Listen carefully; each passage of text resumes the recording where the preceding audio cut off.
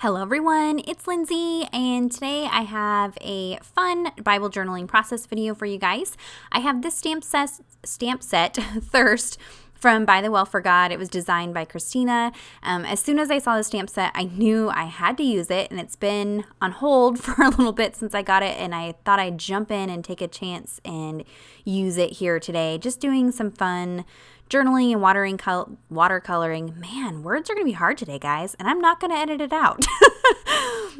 So before I jump into my Bible, I'm going to be doing some stamping, embossing, and cutting on this distress watercolor cardstock, and so I'm kind of creating my own die cut pieces, I guess. So this distress watercolor cardstock from Tim Holtz has a rough side and a smooth side, and so I'm stamping on the smooth side. That's how you get a better impression.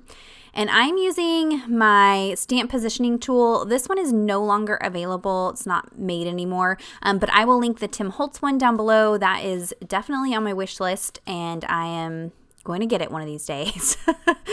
So I am prepping the cardstock with my EK6S powder tool. That's because I'm going to do some embossing, and so this makes sure that the embossing powder only sticks to my stamping. And I'm inking up the stamps with VersaFine Onyx Black ink, which is a pigment ink. So it takes a little bit longer to dry, so it gives me time to add that embossing powder. And so you can see with the stamp positioning tool, I can stamp multiple items all at once. And like you can see there, I didn't get a perfect impression. I can go back in and restamp it, and it's perfectly lined up. So you don't need this. This is not a must-have. It just makes your life a little bit easier. And I don't use it a whole lot on camera just because it is kind of an extra piece, but it just made things faster today. So while that ink is still wet, I'm going to apply some Wow Clear embossing powder. And so you're not really going to be able to see the embossing, but when I start to watercolor, it'll make sense why I did this. So you just dump that over the ink and get your extra out of the way so you don't spill it like I do all the time. And then you do need to melt this with a heat tool or an embossing tool. It will not work with a hairdryer. That does not get hot enough. And you can see here, it's kind of looks like it's gray. Where the embossing powder is, and then as it melts, it turns clear, and then it really brings out the black of that ink, and so that's how you can tell that it is fully melted. So I'm just going to heat that up. It does take a little bit longer on this cardstock because it's a thicker cardstock, but it just takes a few minutes to warm up. You don't want to overheat it, so as soon as it melts, move on to the next spot. And then I can continue on doing my stamping. So I have this tall cactus here does not have a pot, so we're going to add it to the pot of this cactus. So we're going to do some not so fancy and extremely messy stamp masking. I kind of fussed with this, but it worked in the end. So I want just the pot of this stamp. So I'm going to try to just ink up just the pot and wipe off any ink off of the cactus part. And then I can stamp that down. It's not perfect, but it gets done okay.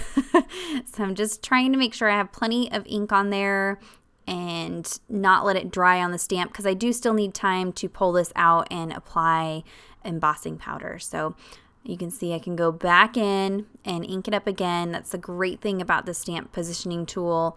It makes it so you can stamp over and over. I have used this in my Bible page. I don't know if I've done it on camera, maybe once. If I get the Tim Holtz one, it has open edges, so it's a little bit easier to use in your Bible. So once I get that, I'll show you some tutorials on how to use it in your Bible. So now I can go ahead and apply embossing powder to this. You do want to do each little piece emboss as you go. That way the ink doesn't dry. If the ink dries, then the embossing powder won't stick to it. And so then I can go ahead, same thing, heat set that.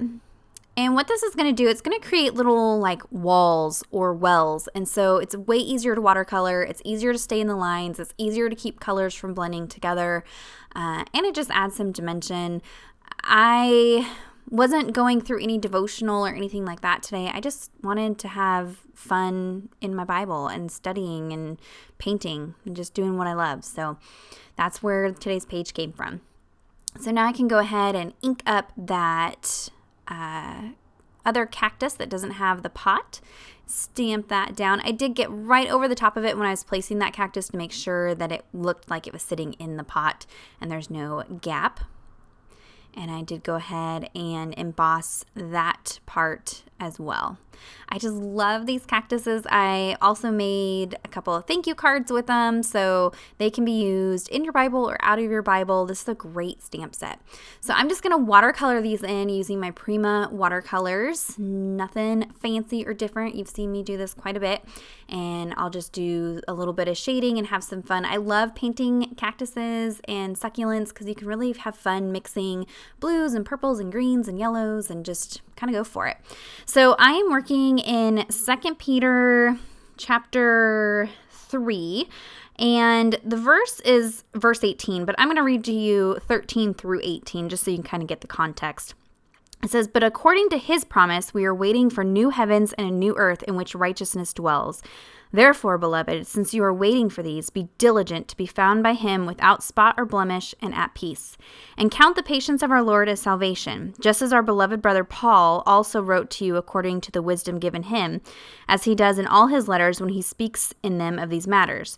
There are some things in them that are hard to understand, which the ignorant and unstable twist to their own destruction, as they do the other scriptures. You, therefore, beloved, knowing this beforehand, take care that you are not carried away with the error of lawless people and lose your own stability." And here's verse 18, "But grow in the grace and knowledge of our Lord and Savior Jesus Christ. To him be the glory both now and to the day of eternity. Amen." So in this letter, it is addressing and acknowledging that there are some things in Scripture that are just hard to understand sometimes or hard to get, and they're acknowledging that, but be diligent about getting false information from people. And that's one reason I was really hesitant to talk about scriptures on my channel and not just talk about the art part, because it is a great responsibility, because some of you are going to listen to this and take what I say as truth. And please don't do that. Please. I mean, I do a lot of studying. I read a lot of commentary and things like that. And I really try to prepare before I come on here, but you need to do your own studying and you need to dive into scripture and communicate with God and have, ask the Holy Spirit to help guide you with understanding scripture, because I am not a Bible scholar or anything like that. I'm just a mom who sits in her house and records videos. So, I do try to study, and I do try to bring you guys honest truths when it comes to scripture, but definitely take that with a grain of salt and make sure you do your own studying. And so it's just acknowledging that there are some people who intentionally seek out to teach wrong and to spread wrong facts about the Bible. And so you just need to be careful about that. And so in that verse 18, "But grow in the grace and knowledge of our Lord." Once you've become a Christian, you are in the sea of grace that God provides. I mean, we will always have his grace, his unlimitless grace. And so within that grace, we are able to grow in our knowledge of him and grow closer to him and grow to be more like him. And so I just kind of wanted to spend some time thinking about that and just spend some time in these verses. And so there's that. On screen, I did go ahead and fussy cut out all those little cactuses. And now I'm going to do some paper layering. So I will link all the products down below where I got these papers if they're still available. And I'm just creating some texture. You've got that wood plank paper and this fun brick paper. And you could adhere these in a way like a tip-in where scripture is not covered. But I'm not worried about covering scripture. Like I've said recently, this is my 4th journaling Bible. I have 8 Bibles to read from. So if scripture gets covered, it's not the end of the world for me.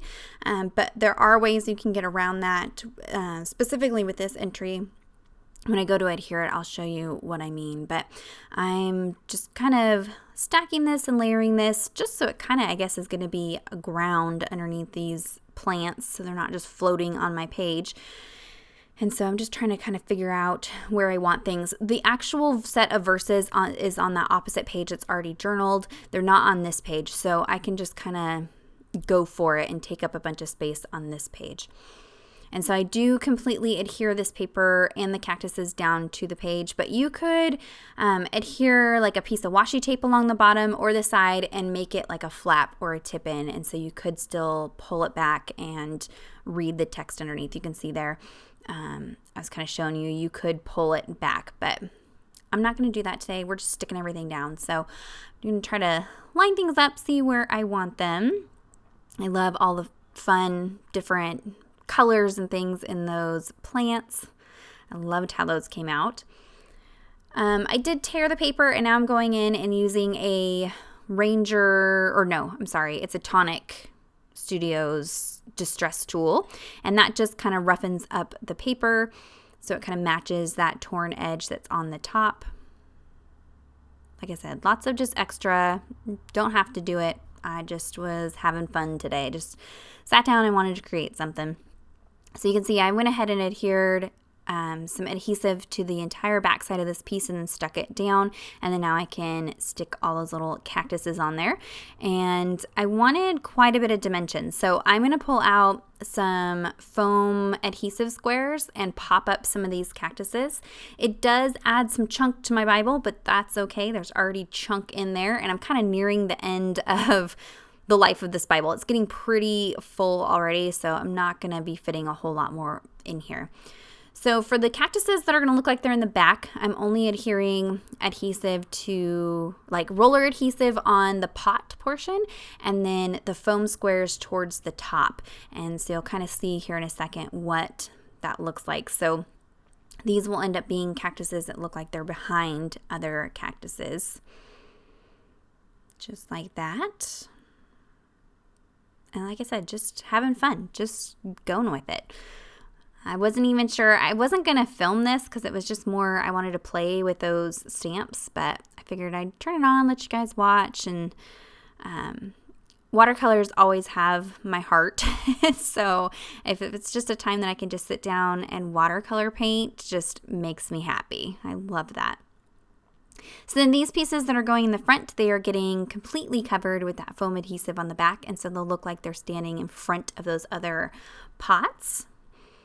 And this is pretty chunky. If you wanted to avoid the chunk, just add, some glue to the bottom of those, just adhere them to the paper piece, and you could create like a little flap. So I decided the background was looking kind of plain. Learn from my mistakes. I should have added watercolor first, but I didn't. So I'm just being really careful to kind of go around the elements that are on there and add a little bit of watercolor to the background. And just careful not to get it on any of the paper pieces or what I've already colored. And then that yellow was like, whoa, scary bright. So you can immediately pick it up with a paper towel, and went in with kind of a more ochre shade of yellow.